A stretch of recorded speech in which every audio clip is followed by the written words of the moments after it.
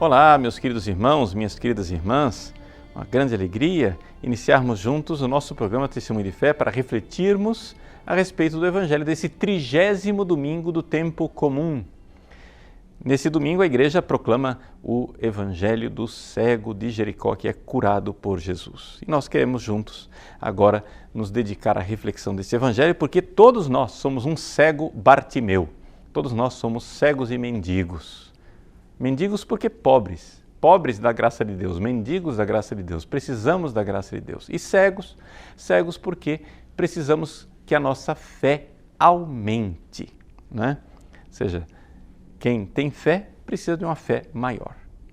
Então, os santos padres, quando leem essa página do Evangelho, sempre veem aqui esse processo maravilhoso que existe de uma pessoa que sai da falta de fé e vai caminhando de fé em fé e seguindo os passos de Jesus até chegar a Jerusalém. Então, vejam, é uma ascensão, uma subida, né? A cidade de Jericó, ela é uma cidade que está abaixo do nível médio do mar. Por quê? Porque ela está na direção do Mar Morto. E o Mar Morto, nós sabemos, é um mar que está... É uma depressão, uma grande falha, né, geológica. E Jericó está lá embaixo. Jesus está saindo de Jericó e vai para Jerusalém. O que significa misticamente essa subida de Jesus para Jerusalém? Bom, historicamente significa o seguinte: Jesus está indo para Jerusalém porque ele sabe que ali ele vai oferecer o seu sacrifício na cruz. E isso já é um significado místico. Mas e nós? E nós nisso tudo? Como é que nós podemos subir com Jesus? Bom, os santos padres, né, São Jerônimo, por exemplo, recordava que a palavra Jericó, em hebraico, Jerichó, tem a ver com lua. Historicamente falando, provavelmente Jericó é uma cidade onde houve adoradores da lua. Mas essa coisa de lua e Jericó, para os santos padres, misticamente, sempre foi o significado de que o ser humano, quando ele está vivendo na carne, sem fé, né, ele é muito volúvel. Ele é volúvel como a lua, mutável, né? Então, assim é que nós precisamos entender que nós somos levados por qualquer tipo de doutrina, de tendência carnal, qualquer tipo de vício, se nós estamos na carne.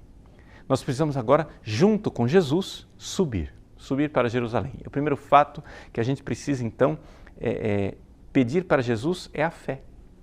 Vejam, o cego de Jericó, ele primeiro ouve falar, lá na beira do caminho, ouve falar que é Jesus que está passando ali. E a fé começa assim mesmo. A fé começa da pregação. A fé começa porque alguém um dia, né, quando você ainda não cria, quando você ainda não tinha fé, alguém falou a palavra de Deus para você. Quando alguém pregou a palavra de Deus para você, o que aconteceu? Você ouviu aquela palavra e aquele negócio caiu no seu coração e você disse: nossa, é verdade. Você sente que aquela pessoa estava falando para você e você sente que aquela palavra, no fundo, não é uma novidade. Ou seja, que você não está ouvindo uma coisa nova, mas é como se você tivesse esperado aquela palavra desde sempre, porque aquela palavra estava dentro do seu coração. Esse fenômeno que muita gente já deve ter experimentado, né? Os santos padres e os doutores místicos, eles explicam isso com muita clareza. O que acontece é o seguinte: existe a revelação externa e a revelação interna. Ou seja, o pregador que está lá falando, ou então o livro que você leu, o filme que você assistiu, a palavra de Deus que veio de lá de fora, de algum jeito que você ouviu essa palavra. Muito bem, isso daí é a revelação externa. Jesus revelou essa palavra e essa palavra, através do apostolado da igreja, foi ecoando ao longo dos séculos e finalmente ela chegou até você. Mas você foi criado por Deus e Deus está dentro do seu coração. Isso quer dizer que a palavra de Deus, que é Jesus, está dentro do seu coração, por mais que você seja um ímpio, por mais que você seja um pecador, você pode ser até um Hitler, seja quem for. Deus está dentro do seu coração, tentando falar, mas os seus pecados não deixam você ouvir. Então o pregador vai, fala a palavra, e se você se abrir por uma graça de Deus, a ouvir aquela palavra verdadeiramente, aquela palavra ecoa e entra em sintonia com a palavra que está lá dentro do seu coração e você diz: nossa, é verdade. Só que aquela verdade não é uma verdade do tipo, o cara me convenceu, ou então ele é bom na fala, ele é bom na lábia. Não, você entende perfeitamente que quem está falando ali não é ele, que existe uma palavra que grita dentro de você que está falando e as duas palavras entraram em sintonia, ou seja, a revelação externa de quem pregou entrou em sintonia com a revelação interna, você que está aí ouvindo. E aí você diz: eu esperava essa palavra desde sempre. É como se eu tivesse a minha vida inteira esperado que alguém me dissesse isso, que eu já sabia que era verdade, porque essa verdade estava dentro de mim. É assim que acontece uma conversão. É assim o cego de Jericó. O cego de Jericó ouve falar que Jesus passava. E então ele vai. Vai e crê. Dá o primeiro passo da fé. E esse primeiro passo da fé, não é, tem uma primeira reação muito interessante, que é a oração. Não é? Ele começa a gritar: filho de Davi, tem piedade de mim, filho de Davi, tem piedade de mim. A pessoa que ouve a palavra começa a rezar, mesmo que sejam orações muito simples, orações muito, assim, primitivas. Mas, meu Deus, eu preciso de você. Meu Deus, me ajuda. Meu Deus, se você existe, eu preciso de você. Senhor, você existe mesmo?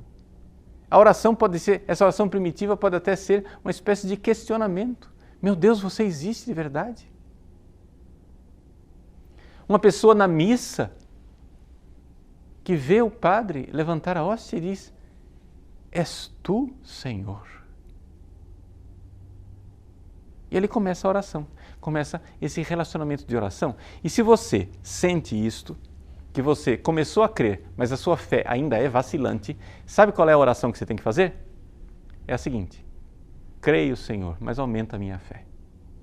Essa é uma oração que eu aconselho a todo mundo todos os dias. Você pode ser de caminhada, de 20 anos de caminhada, você pode ser padre, bispo, cardeal, papa, não interessa. Todos os dias peça: Senhor, aumenta a minha fé. Porque a fé, ela aumenta. E é exatamente quando a fé vai aumentando que você vai então saindo de Jericó e indo para Jerusalém com Jesus. Saindo das profundezas, das baixezas da sua carne, a palavra lá de Jericó quer dizer lua volúvel, volátil da carne, onde você é açoitado por todo vento, né? E você vai para Jerusalém, onde a cruz está fixa e você ali tem a Jerusalém celeste, ali você tem, né, Deus.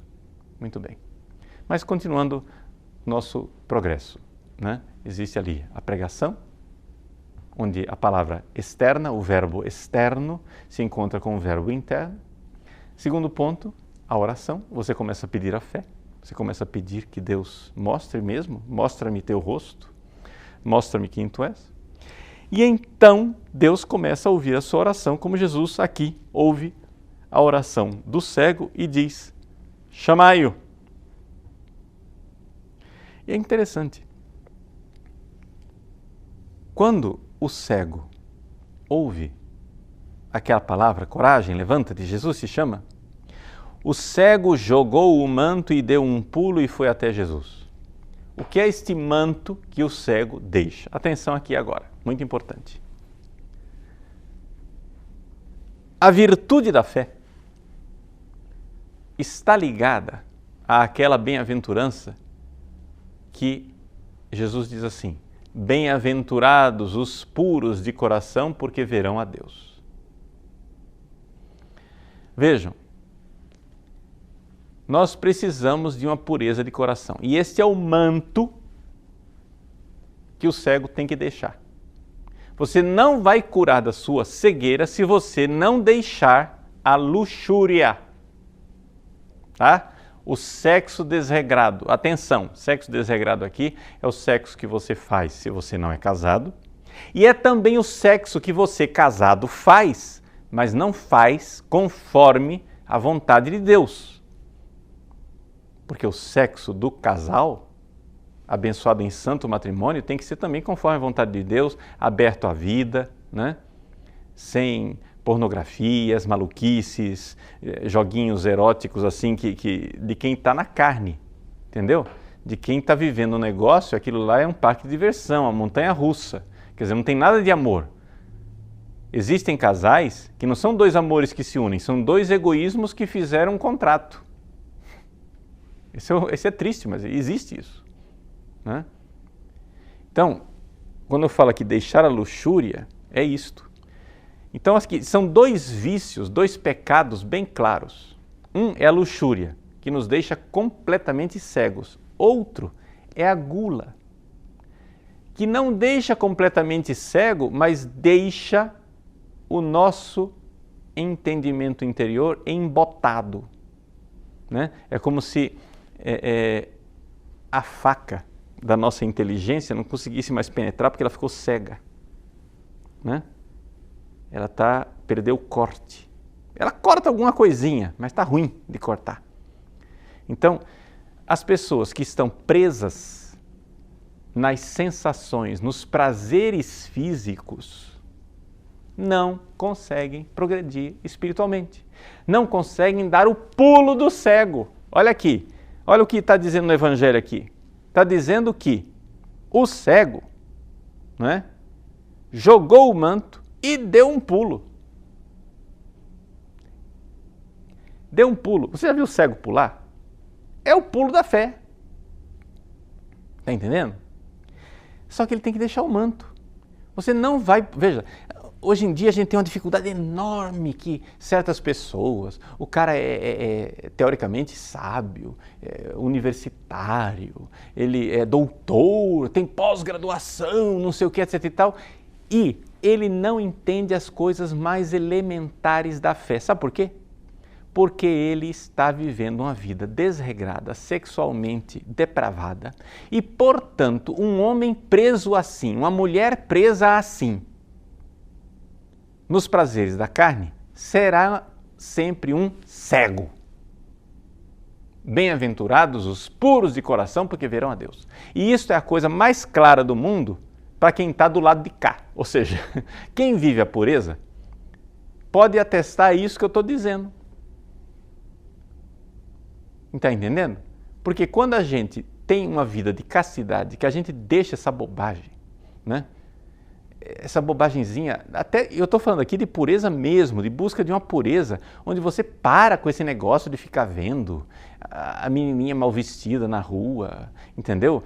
Ficar vendo, fixando o olhar em outdoor, em propagandazinha luxuriosa, essas coisas, e começa a ter aqueles pensamentozinhos maliciosos. Não, você busca mesmo a pureza.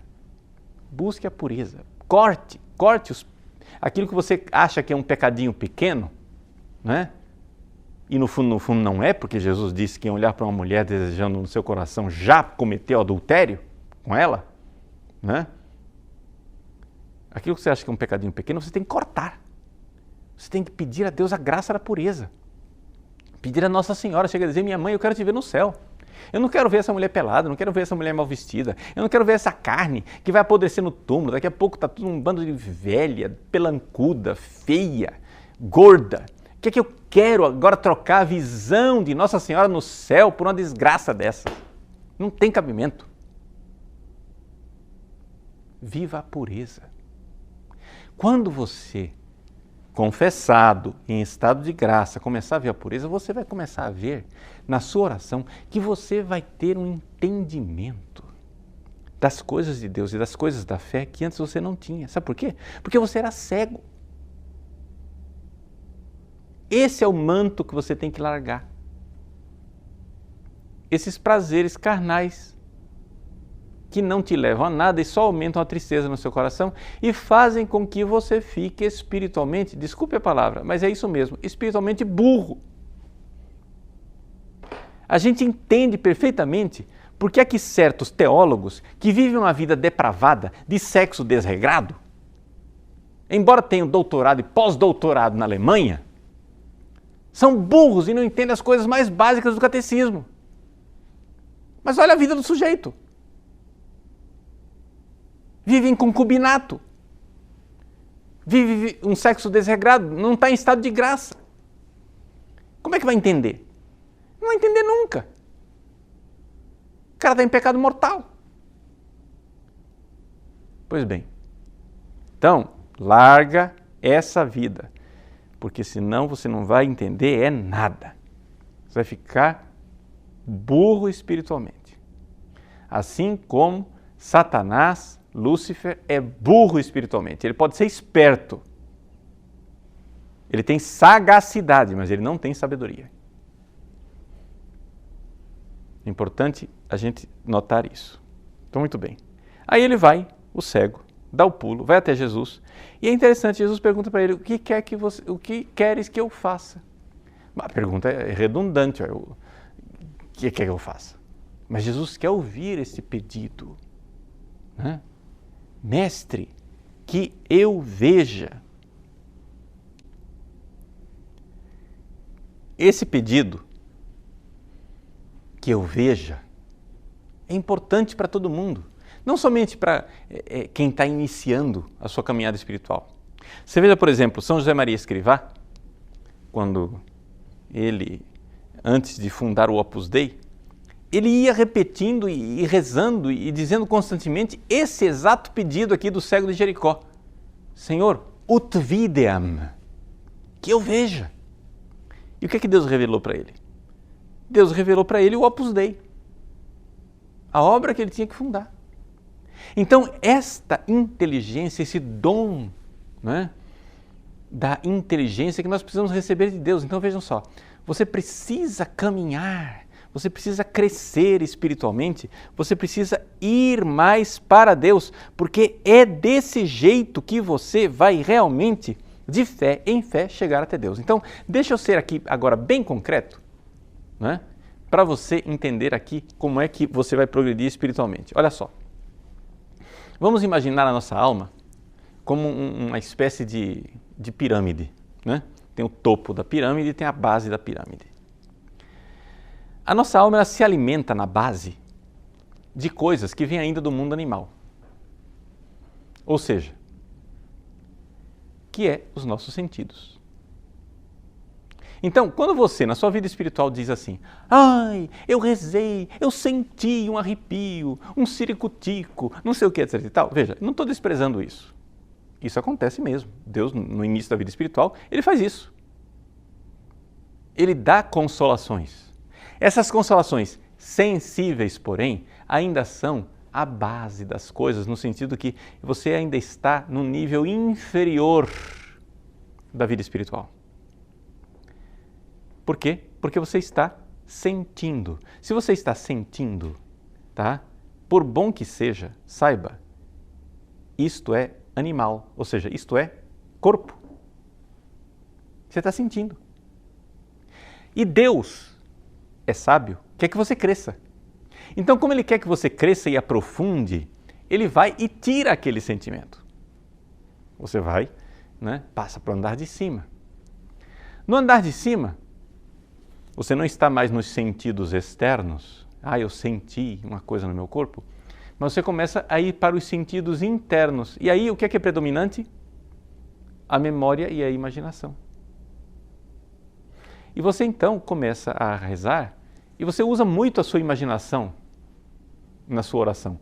E isso não é ruim também não.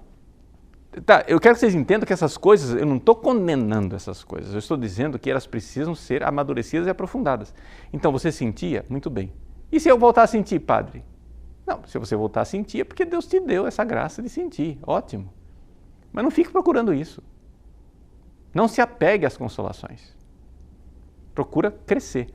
Aí você passa para o segundo andar. O segundo andar tem o quê? Os sentidos interiores, que é a fantasia e a memória. Então você vai rezar e você usa muito a fantasia. E eu disse, essa fantasia não é ruim. O próprio Jesus usava fantasia, ele não contou parábolas. As parábolas de Jesus o que é que são? São historinha, fantasia. Quando você vai rezar, né? Por exemplo, você não pode pensar Jesus lá no Horto das Oliveiras, suando sangue, o anjo consolando, etc. Você está usando sua imaginação, não é isso? Não é ruim. Não é ruim. Mas, veja, chega uma hora que essas coisas vão se simplificando aos poucos. Vão se simplificando e você sobe para o andar de cima. E no andar de cima, o que é que você encontra? Você encontra a vontade. A vontade de fazer o que Deus quer.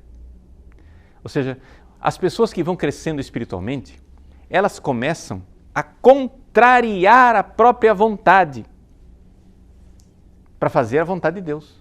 E quando uma cruz visita a vida delas, elas dizem, nossa, que oportunidade maravilhosa de amar Jesus. Que oportunidade linda que a gente tem para amar Jesus agora.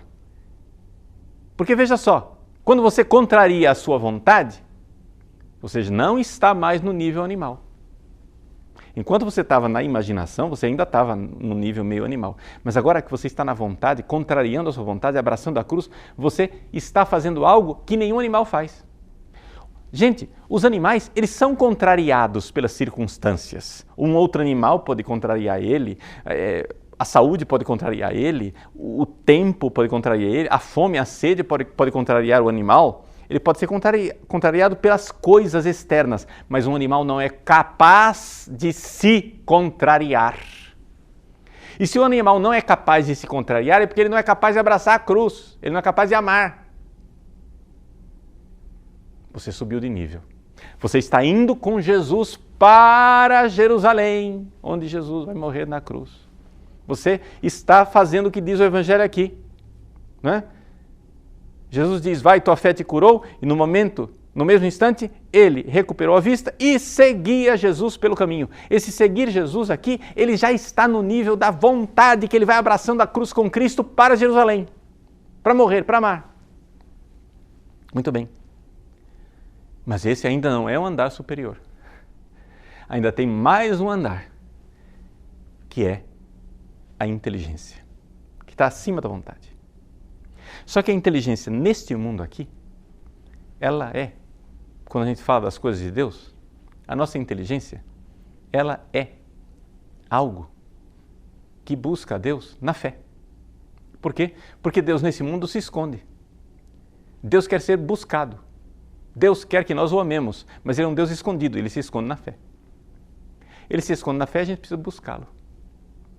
E na inteligência você começa então a crer cada vez mais profundamente nas verdades de fé, de tal forma que você não precisa mais de milagres, de raciocínios, de provas, de nada. Você começa simplesmente a crer, porque foi Ele quem disse, foi Ele quem revelou, e você tem um tal amor por Cristo, um tal amor por aquele que revelou tudo, que você se entrega totalmente a Ele e aí acontece a fé pura. Agora, para esta fé pura acontecer, você, crescendo espiritualmente, evidente, aqui nós já estamos num nível bem superior, você um dia precisará que se manifeste dentro de você o dom da inteligência que você já recebeu no batismo e na crisma, mas que nos santos se manifesta de forma claríssima, de forma maravilhosa. Não é? Então assim a gente vai crescendo espiritualmente. Então, eu sei que eu falei muita coisa aqui, muitos detalhes, mas é importante a gente saber dessas coisas, porque tem gente que fica muito apegado ainda na base do edifício e não sobe nunca, né? Ou seja, Deus quer que a gente interiorize, aprofunde cada vez mais.